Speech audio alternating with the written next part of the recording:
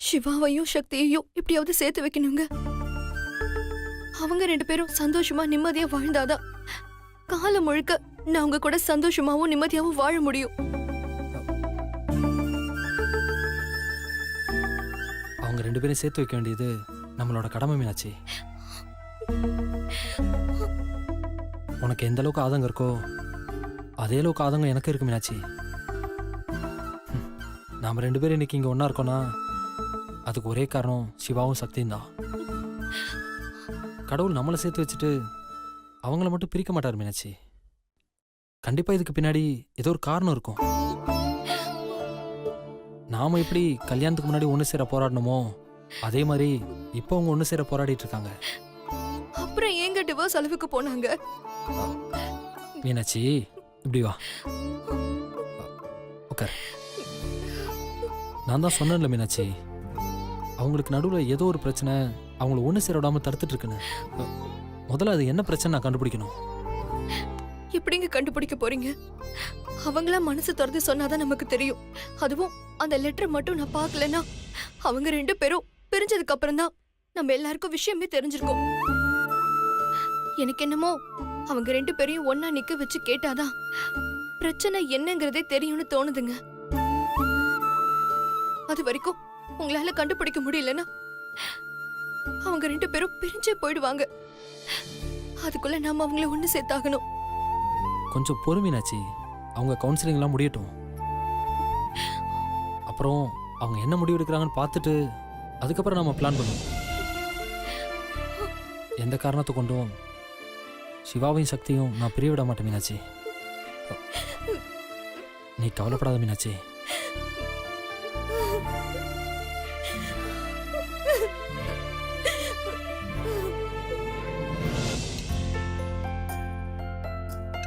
ஊத்து.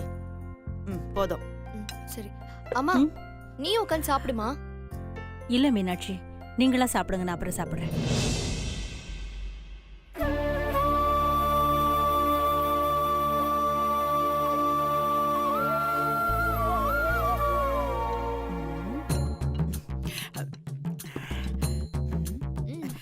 ஏண்டா எப்பவுமே சாப்பிட்றப்ப நொய் நொய்னு ஏதாவது பேசிக்கிட்டே இருப்ப, இன்னைக்கு என்ன ஒண்ணும் பேசாம இருக்க? மௌன விரதம். நீ மௌன விரதம் இருக்க? சரி, மீனாட்சி ஏன் அமைதியா இருக்கா? அவளும் தான் மௌன விரதம் இருக்கா. எதுக்குடா?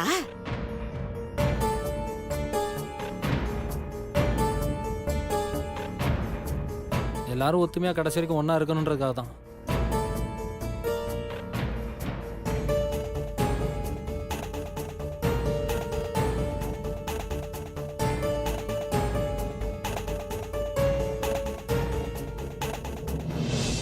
இப்போ எல்லாரும் ஒத்துமையா ஒன்னாதானே இருக்கோம். அது நிரந்தரமா காலம் முழுக்க எல்லாரும் ஒத்துமையா ஒன்னா இருக்கணும் தான் விரதம் இருக்கும்.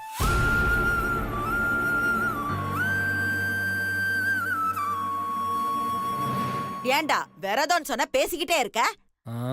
சாப்பிட்டுட்டு நான் விரதத்தை கலைச்சிட்டேன், நீ சாப்பிடு.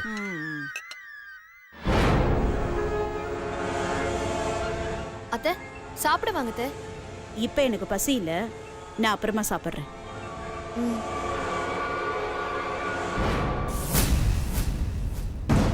அம்மாவை எப்படி கூப்பிடுறது?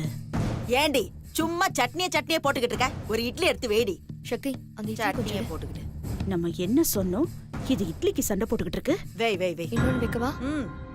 போதும். என்னம்மா அதுக்குள்ள சாப்பிட ஆரம்பிச்சுட்ட? ரொம்ப பசிக்குதுமா, அதான் சாப்பிட்டுக்கிட்டு இருக்கேன். சொன்ன வேலையை செய்யாம சாப்பிட்டுட்டு இருக்கியா? அதுக்குள்ள பசியா? போய் இந்த போட்டோ எடு. போமா. எனக்கு பசி இல்ல, போதும்.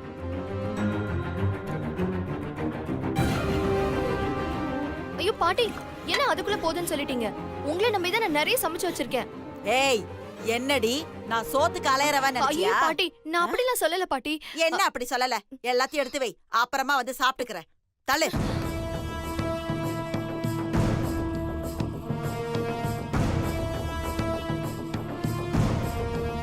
போட்டோ கிடைச்சதுன்னா வேலை முடிஞ்சது.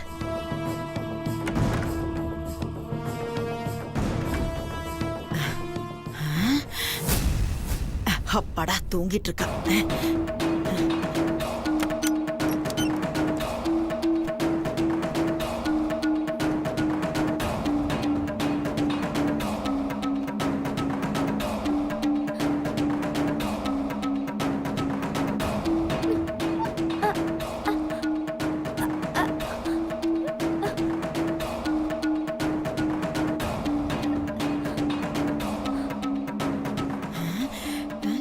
காணுமே, எங்க வச்சிருப்பா?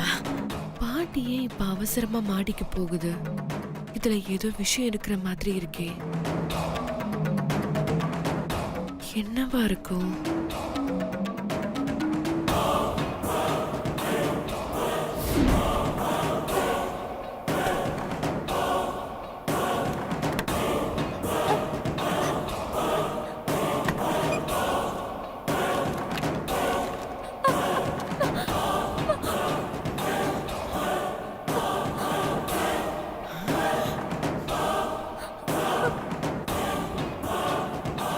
ஏய், என்னடி அப்படி பாக்குற? பார்த்த கண்ணா நோண்டி போடுவேன். ஏய், என்ன எல்லார்கிட்டயும் போய் சொல்லலான்னு பாக்குறியா? போய் சொல்லு போ.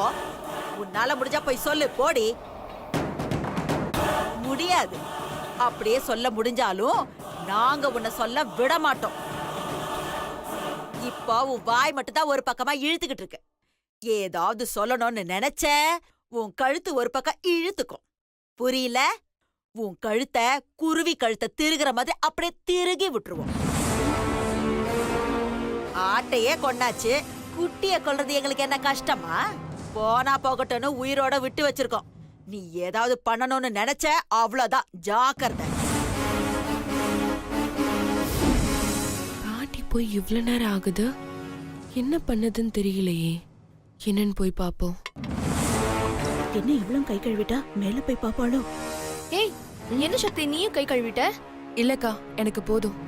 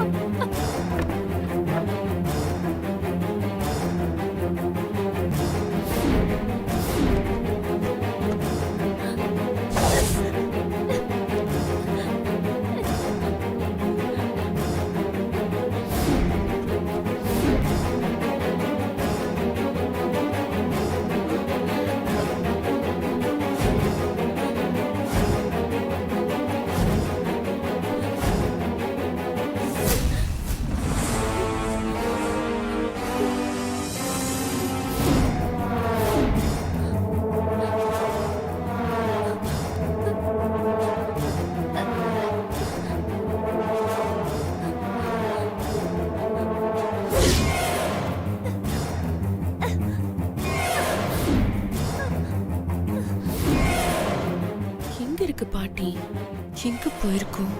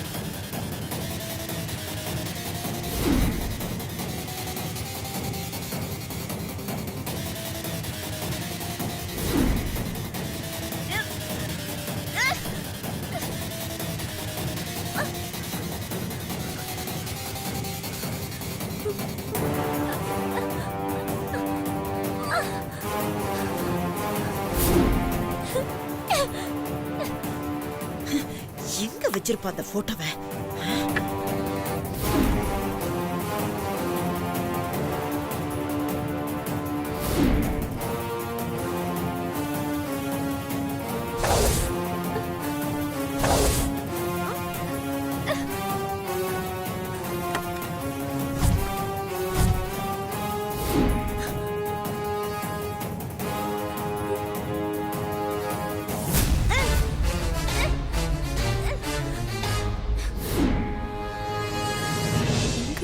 ஆச்சு?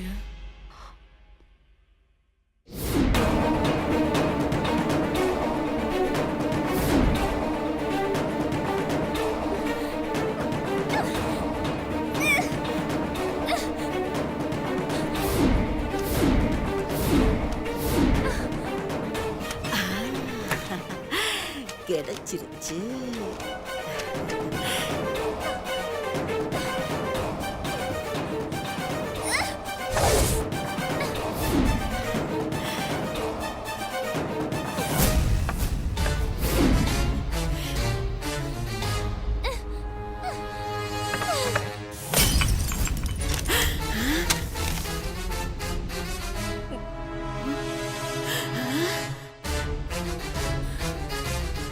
போச்சு.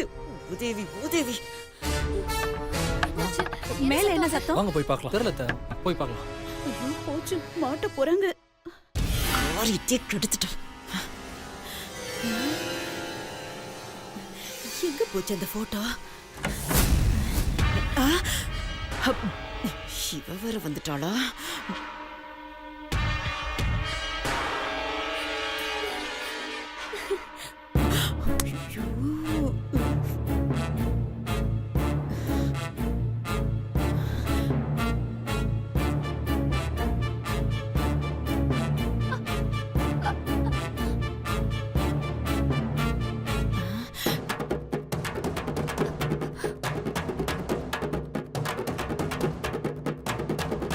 பாட்டி, எதுக்கு இங்க வந்தீங்க?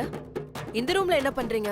அ, அ, அ, அ, அ, எனக்கு வயிறு சரியில்லை. எங்க பாத்ரூம்ல தண்ணி வரல, அதனாலதான் இங்க வந்தேன்.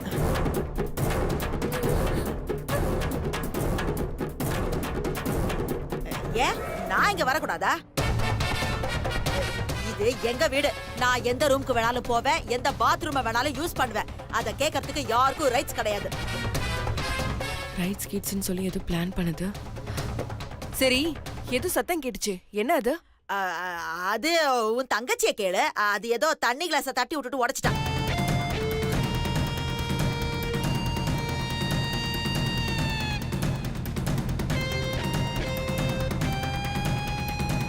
சரி, எதுக்கு அவ தண்ணி கிளாஸ் தள்ளி விட்டா? அதை என்கிட்ட கேட்டா உன் தங்கச்சி கிட்ட கேளு. ஏய், வழிய விடுங்கடி, நான் பாத்ரூம் போனா. தள்ளு தள்ளு.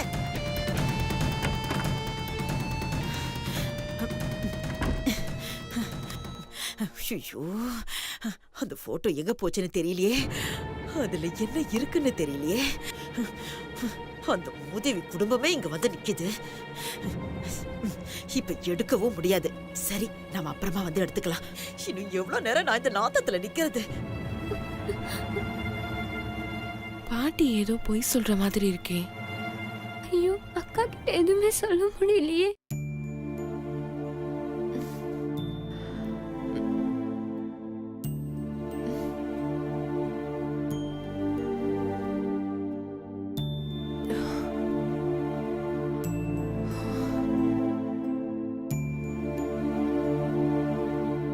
மாமாவை காணோம். எங்க போயிருப்பாரு? பாத்ரூம் போயிருப்பாரோ? மாமா, மாமா,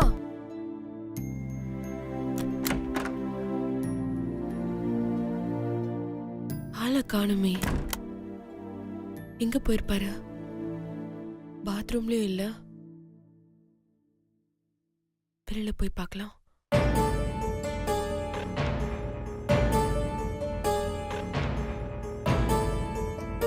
எங்க போயிருப்பாரு? ஒருவேளை கீழே போயிருப்பாரோ? மாமா, மாமா, மாமா,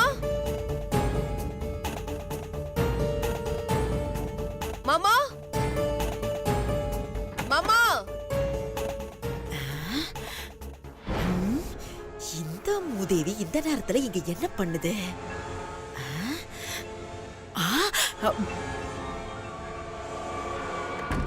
மாமா, என்ன மாமாவை எங்கேயும் காணோம்.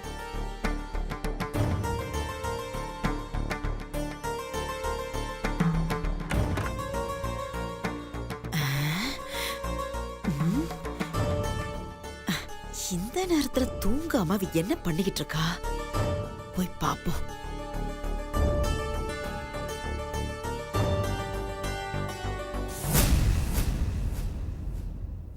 ஒருவேளை மாமா பால்கனில இருப்பாரோ?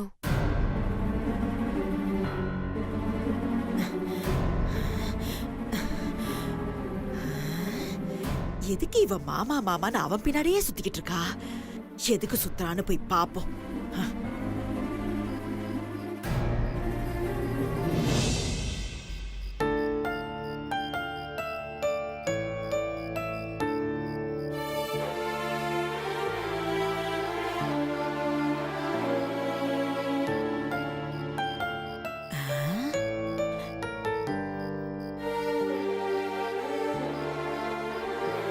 மாமா,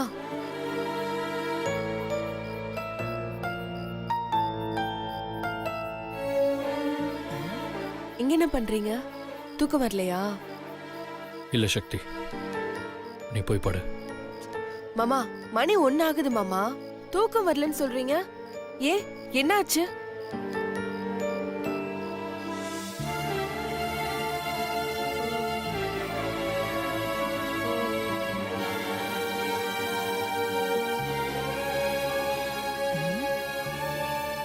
ஏன் மாமா, நாளைக்கு கோர்ட்ல கவுன்சிலிங் கூப்பிட்டுருக்காங்களே, அத பத்தி யோசிக்கிறீங்களா? அடப்பாவி, கோர்ட்ல கவுன்சிலிங்க்கு கூப்பிட்டிருக்காங்களா? இந்த பையன் சொல்லவே இல்ல பாரு. உங்க மனசுல என்ன இருக்குன்னு சொல்லுங்க மாமா. அப்பதான் நீங்க என்ன நினைக்கிறீங்கன்னு எல்லாருக்கும் புரியும். குறிப்பா என்னால புரிஞ்சுக்க முடியும்.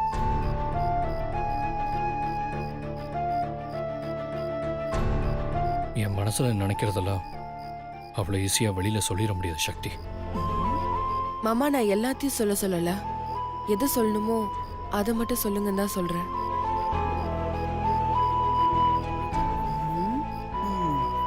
நீங்க உங்களுக்குள்ள ஒரு வேலையை போட்டுக்கிட்டு அதை தாண்டி வெளியில வர மாட்டேங்கிறீங்க மாமா. அது மட்டும்தான் உலகம் நினைச்சிட்டு இருக்கீங்க. வெளியே வந்து பாருங்க மாமா, அற்புதமான உலகம் உங்களுக்காக காத்துட்டு இருக்கு மாமா. அப்படியே காத்துக்கிட்டு இருக்கு அற்புதமான உலகம். சக்தி, எந்த காலத்துலயும் என்னால என்னோட உலகத்தை விட்டு வெளியே வர முடியாது சக்தி. அந்த உலகத்துக்குள்ள யார் வரணும்னு நினைக்கிறாங்களோ அவங்க மட்டும்தான் வர முடியும் சக்தி. அப்படி சொல்ற.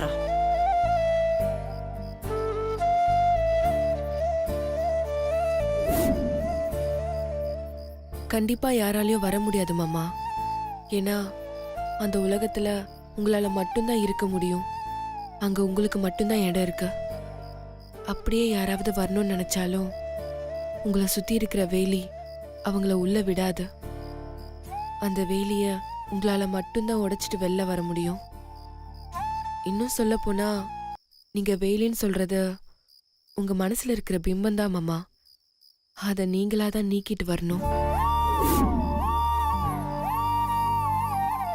என்ன இது வேலி கீலின்னு ஆடு மேய்க்கிறவங்கள மாதிரியே பேசிக்கிட்டு இருக்காங்களே. இரும்பு வேலியை கூட உடைச்சிடலாம் சக்தி. ஆனா என் மனசுல இருக்கிற வேலியை என்னால எந்த காலத்திலையும் உடைக்க முடியாது. அப்போ இதுதான் உங்க முடிவா மாமா?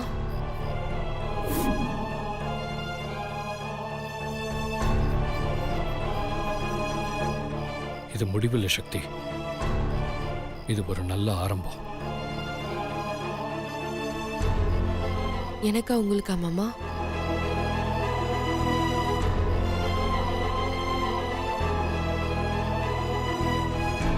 ரெண்டு பேருக்குமே தான் சக்தி. போய் மாமா, என்னை விட்டு நீங்களும் உங்களை விட்டு நானும் என்னைக்கும் பிரிஞ்சு வாழவே முடியாது.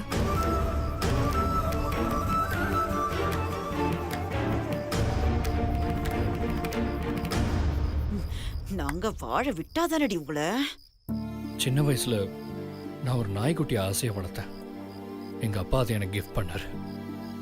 ரொம்ப அழகா இருக்கும்லாம் சொல்ல முடியாது, சின்ன குட்டி தான். அதோட ஆக்டிவிட்டீஸ் எல்லாம் எனக்கு ரொம்ப பிடிச்சிருந்தது. நாங்க ரெண்டு பேரும் ஒன்னா தான் சுத்துவோம், ஒன்னா தான் படுப்போம். காலையில என்னை எழுப்புறதே என்னோட பப்பி தான்.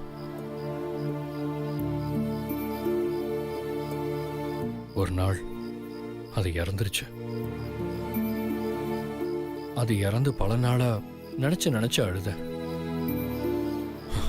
ஆனா போக போக அதோட ஃபீலிங்லாம் கொஞ்சம் கொஞ்சமா குறைஞ்சுக்கிட்டே வந்தது. இப்போ முழுசா நான் அதை மறந்துட்டேன். மாமா, இப்போ கூட நீங்க அந்த பப்பியை பத்தி சொல்றப்போ உங்க முகத்துல ஒரு சோகம் தெரிஞ்சது மாமா.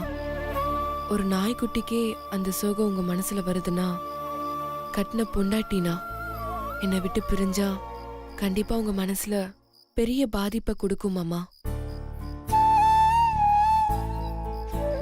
நான் இல்லாம உங்களால வாழ முடியும், ஆனா சந்தோஷமா வாழ முடியுமாங்கிறது தான் என்னோட கேள்வி. சந்தோஷமான வாழ்க்கைங்கிறது நாமளா அமைச்சுக்கிறது தான் சக்தி.